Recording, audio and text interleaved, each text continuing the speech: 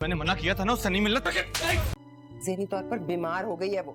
कि इस घर में 2 दीवारें होंगी। इस सब के बाद थोड़ा वक्त चाहिए मुझे। ले जाओ यहाँ से, नहीं तो मैं तुम्हें मार दूंगा। इसलिए तुम्हें वो नजर नहीं आता जो मैं देख रही हूँ। कुछ दिनों से आप अपनी सारी एक्टिविटीज छोड़ के मुझ पे फोकस करें। 2 पोर्शन होंगे इस घर के।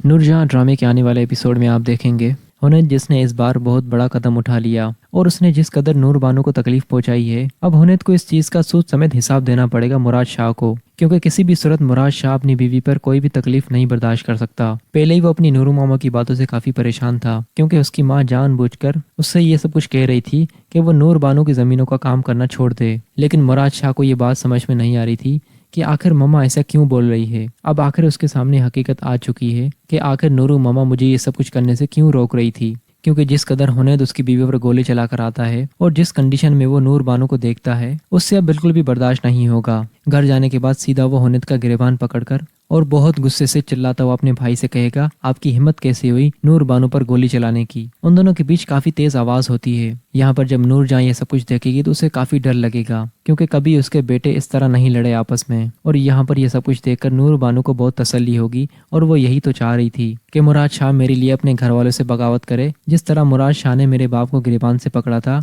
अब उसी तरह मुराद शाह ने हुनैद को गिरेबान से पकड़ लिया, क्योंकि हुनैद शायद इस गलतफहमी में था कि मैं नूर बानो को रास्ते से हटाकर और आराम से मैं अपनी जीत मनवा लूंगा। लेकिन हुनैद को ये मालूम नहीं कि जिस खून से वो पैदा हुआ है उसी खून से मुराद शाह भी पैदा हुआ है। जिस तरह हुनैद अपनी बीवी पर कोई भी बात बर्दाश्त नहीं कर रहा, बिल्कुल उसी तरह मुराद शाह भी अपनी बीवी पर कोई बात बर्दाश्त नहीं कर सकता। और जब उसकी बीवी पर जान से मारने वाली बात हो तो यहाँ पर मुराद शाह तो हर हद पार करने के लिए तैयार है। अब आखिर नूर बानो नूरजहां का आमना सामना हो जाएगा और नूर बानो नूरजहां की आंखों में आंखें डालकर उसे ये कहे कि जिस तरह आपने मेरे बाप को मारा उसी तरह मैंने भी आपके बेटे को आपस में भिड़वा दिया।